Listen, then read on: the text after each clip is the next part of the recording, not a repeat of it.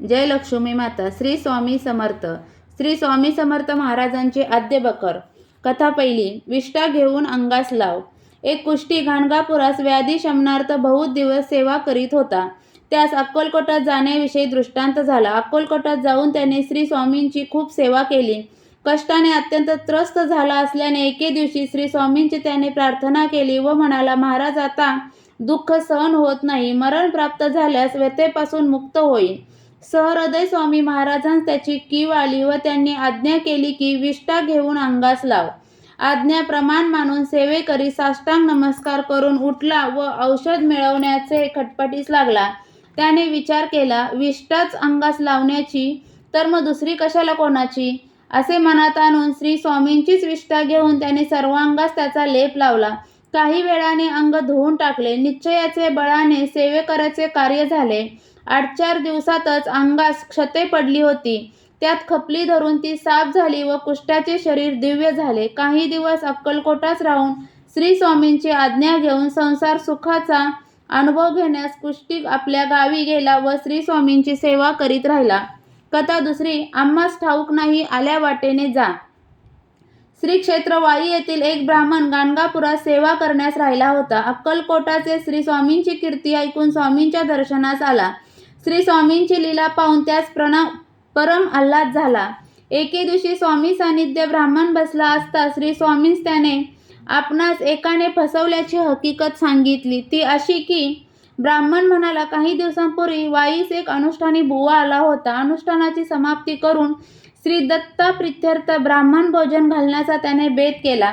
त्याच्याजवळ पैसे नव्हते. आपणाजवळून त्याने समाराधनेकरिता 25 रुपये उसने घेतले. आपली हुंडी 1-2 दिवसात येणार आहे. आल्यावर रुपये फेड करीन असे त्याने वचन दिले. दुसरे दिवशी समाराधना व यथासांग झाल्यावर रात्री ब्राह्मणाने पोबारा केला. मग गरिबाचे रुपये व्यर्थ बुडवले. ब्राह्मण आणखी म्हणाला, महाराज, आपल्या नावावर मी रुपये दिले, त्याची अशी व्यवस्था व्हावी काय? महाराजांनी उत्तर दिले, पण दर्शनाकरता येथे पुष्कळ लोकांची गर्दी जमली होती. त्यापैकी एका गृहस्थाकडे त्यांनी बोट दाखवले. महाराज काय दाखवत आहेत हे पाहण्यास ब्राह्मण मागे वळून पाहू लागला. तो काय विलक्षण चमत्कार झाला पहा. ज्या ब्राह्मणाने त्यास फसवले तोच ब्राह्मण त्याचे मागे उभे होता. आपणास ठकवणारा ब्राह्मण ओळखून वाईकराने त्याचा पदर धरला. दोघांची बाचाबाच होऊ लागली. शेवटी ठक ब्राह्मणाने आपली लबाडी कबूल केली. त्याचजवळ रोख पैसा नव्हता. मग गोविंदराव टोळ व दुसरे गृहस्थ मध्यस्थी पडून दोघांची समजूत काढली. ब्राह्मणाजवळ मोठी टोपी, गुरुचरित्राची पोथी व नाशिकचा तांब्या, प्याला वगैरे जिन्नस होत्या. त्या वाईकर ब्राह्मणास देऊन समजूत केली. नंतर वाईकराने महाराजांजवळ येऊन विनंती केली की आपल्या कृपेने रुपये आपल्यास मिळाले, त्याचे काय करावायचे त्याबद्दल आज्ञा व्हावी. महाराजांनी उत्तर दिले, आम्हास ठाऊक नाही, आल्या वाटेने जा. मग ब्राह्मण निघून गेला. याप्रमाणे महाराजांची अगम्य लीला होती. कथा तिसरी. निंबाच्या झाडास श्रीपुरी म्हणतात. कर्नाटकातील श्रीधर नावाचा ब्राह्मण गाणगापुरास येऊन सेवा करीत राहिला होता. पोटशूळाचा दारुण आजार त्यात झाला असल्याने श्रींची सेवा करीत होता. काही दिवस गेल्यावर एका रात्री यतिरूप धरून दत्ताने ब्राह्मणास स्वप्नात दर्शन देऊन आज्ञा केली की श्रीपुरीच्या पानाचा रस काढून त्यात सुंठ व सैंधव घालून भक्षण कर, म्हणजे पोटशूळ शांत होईल. श्रीधर सकाळी जागा झाला व रात्रीच्या स्वप्नाची त्यास आठवण झाली. परंतु श्रीपुरी कोणत्या झाडास म्हणतात हे त्या ब्राह्मणास कळेना. वैद्य व दुसरे अनुभवशीर गृहस्थास श्रीपुरीच्या झाडाबद्दल त्याने विचारले, पण त्यास कोणी सांगेना. ब्राह्मण संचित होऊन दुसरे दिवशी रात्री देवळात निजला असता त्यास पुन्हा श्रीने दृष्टांत दिला की अक्कलकोटास परमहंस स्वामी आहे, ते तुला श्रीपुरीचे झाड दाखवून देतील. सकाळी उठून श्रीधराने अक्कलकोटचा रस्ता धरला व दुसरे दिवशी अक्कलकोटात जाऊन पोचला. नव्या विहिरीजवळ मारुतीचे ओट्यावर समर्थांची स्वारी बसली होती. श्रींचे पायावर डोके ठेवून हात जोडून महाराजांसमोर श्रीधर उभा राहिला. त्याच्या तोंडाकडे पाहूनच महाराज म्हणाले, अरे, निंबाच्या झाडास श्रीपुरी म्हणतात. त्याचा रस काढून त्यात सुंठ व सैंधव मिश्रण करून 3 दिवस घे, म्हणजे तुझी व्याधी नष्ट होईल. ब्राह्मणास आनंद होऊन आज्ञेप्रमाणे औषध घेतल्यावर 8 दिवसांनी तो अगदी बरा होऊन आपल्या गावात श्री स्वामींचे गुणगान गात परत गेला. कथा चौथी. होय, आम्ही तेथे असतो. चिंतो सखाराम उर्फ चिंतोपंत आप्पाटोळ यांचे चिरंजीव गोविंदराव हे दत्त उपासक आहेत. अक्कलकोटास ते सेवा करीत असता एके दिवशी समर्थांची स्वारी त्यांचे बिऱ्हाडी जोशीबुवांच्या वाड्यात अकस्मात आली. सकाळची वेळ असून गोविंदराव पूजा करीत बसले होते. गोविंदरावाने महाराजांस बसण्यास पाट मांडला व त्यांनी गाणगापुराहून पादुका करवीन आणल्या होत्या त्या समर्थांच्या पायास घालून समर्थांचे चरणांचे गंध पुष्प वाहून पूजन केले व प्रार्थना केली की अक्षय आपल्या चरणांचे ध्यान हृदयात राहावे, विसर पडू नये.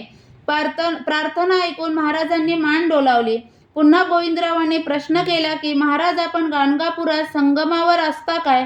महाराज म्हणाले, होय, आम्ही तेथे असतो. असे सांगून महाराज उठून गेले. त्याच रात्री गोविंदराव यांस स्वप्नात दृष्टांत झाला की श्री क्षेत्र गाणगापूर येथे गावातील देवालयात श्री दत्त नरसिंह सरस्वतीच्या निज पादुका आहेत. त्या देव्हाऱ्यात श्री स्वामी बसले आहेत व चरणी निज पादुका घातल्या आहेत. पुजारी मंडळी सन्निध बसली आहेत. गोविंदरावाने पुजाऱ्यास स्वप्नात विचारले की देव्हाऱ्यात कोण बसले आहे? पुजारी यांनी जाप दिला की हे अक्कलकोटचे स्वामी महाराज आहे.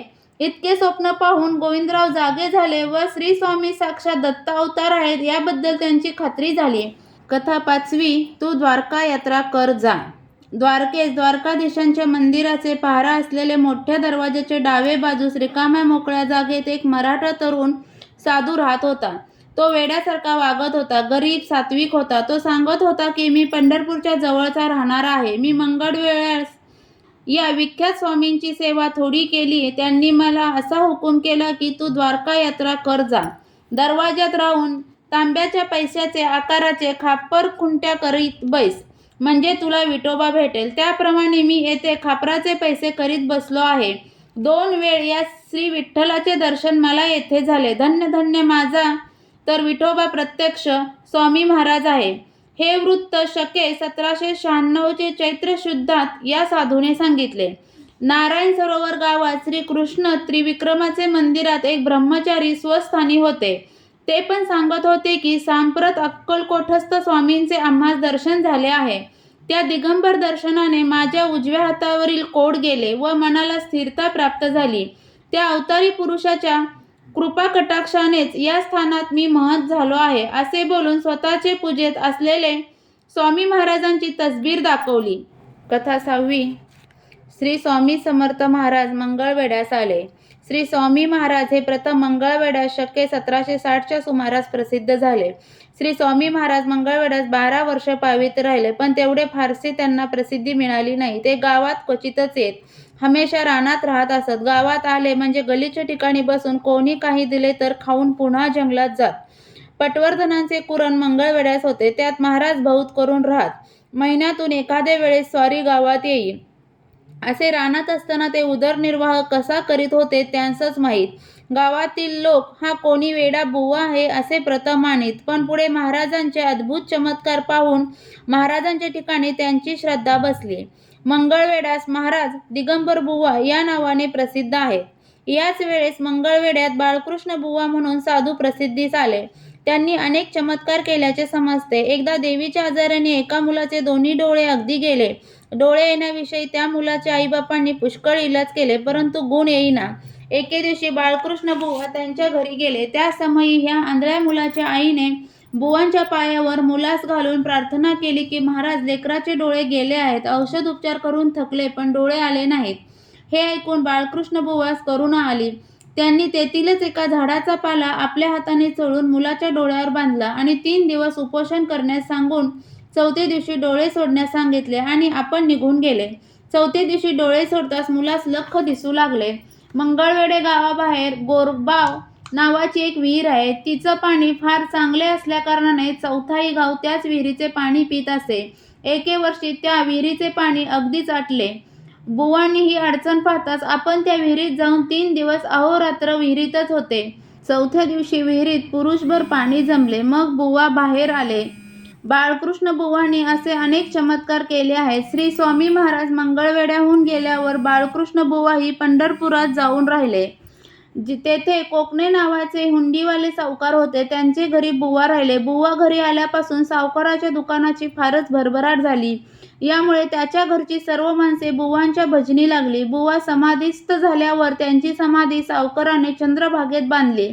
बाळकृष्ण बुवा मोठे अवलिया होते. त्यांचे चरित्र कोणी लिहून ठेवले नाही. ही मोठी दुःखाची गोष्ट आहे. हे बुवा स्वामी समर्थ महाराजांस देव मानित असत. बुवा दर्शनास आले म्हणजे महाराज दोन्ही हात कमरेवर ठेवून विठोबासारखे उभे राहत. मग बुवा त्यांच्या चरणी मस्तक ठेवून दर्शन घेत असत. कथा 7वी. यास दूध देत जा. मंगळवेढ्यास महाराजांनी अनेक चमत्कार केल्याचे समजते. एक वेळ एका ब्राह्मणाकडे जाऊन महाराजांनी खाण्यास दशमी मागितली.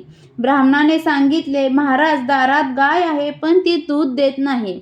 हे शब्द ऐकून महाराज गायीजवळ गेले आणि गायीच्या पाठीवरून हात फिरवून म्हणाले, बाई, हा ब्राह्मण कुटुंब वत्सला आहे. याजवर तुम्ही अकृपा का करिता? यास दूध देत जा. असे गायीजवळ बोलून ब्राह्मणास सांगितले की आज तू हिचे दूध काढून मला दशमी करून ठेव. मी संध्याकाळी येईन. त्या ब्राह्मणाने महाराजांच्या बोलण्यावर विश्वास ठेवून गायीचे दूध काढले आणि महाराजांस संध्याकाळकरिता दुधाची दशमी करून ठेवली. महाराजांनी संध्याकाळी येऊन ती दशमी खाल्ली. पुढे त्या ब्राह्मणाची उत्तम प्रकारची भरभराट होऊन त्याचे सर्व दुःख दूर झाले. आजच्या पुरते इतकेच. श्री स्वामी समर्थ. जय जय स्वामी समर्थ.